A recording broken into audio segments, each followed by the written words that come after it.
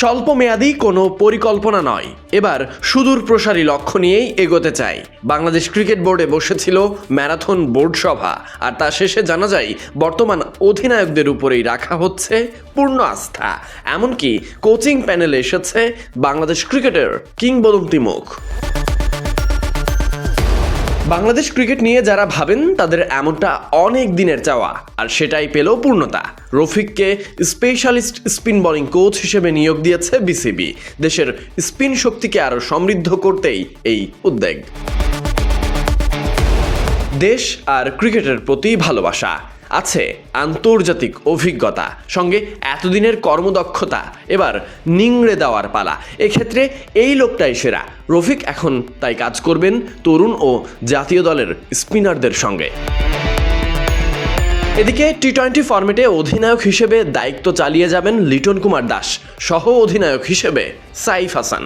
ছেলেরা নেতৃত্বে থাকবেন 2028 সালের টি-20 বিশ্বকাপ পর্যন্ত।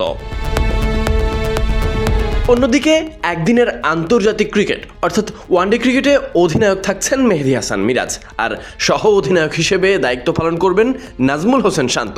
এই নেতৃত্ব কাঠামো থাকবে 2027 সালের ওয়ানডে বিশ্বকাপ পর্যন্ত। এছাড়া ডিজিটাল কার্যক্রমে নতুন গতি আনতে চালু করা হয়েছে বিসিবি প্লেয়ার ডাটা অ্যাপ আর বিসিবি ক্লাউড সার্ভার অ্যাপ। এর মাধ্যমে ঘরোয়া ক্রিকেটারদের পরিসংখ্যান, ভিডিও ফুটেজ এবং বিশ্লেষণ সব এক জায়গাতেই পাওয়া যাবে, যা কোচ, নির্বাচক ও বিশ্লেষকদের কাজকে আরও সহজ এবং কার্যকর করে তুলবে।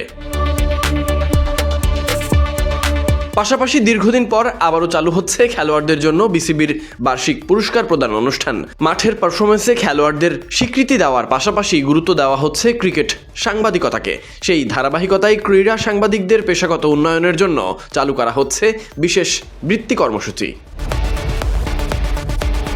Sadiq Ahmed Sunny, BD cric time.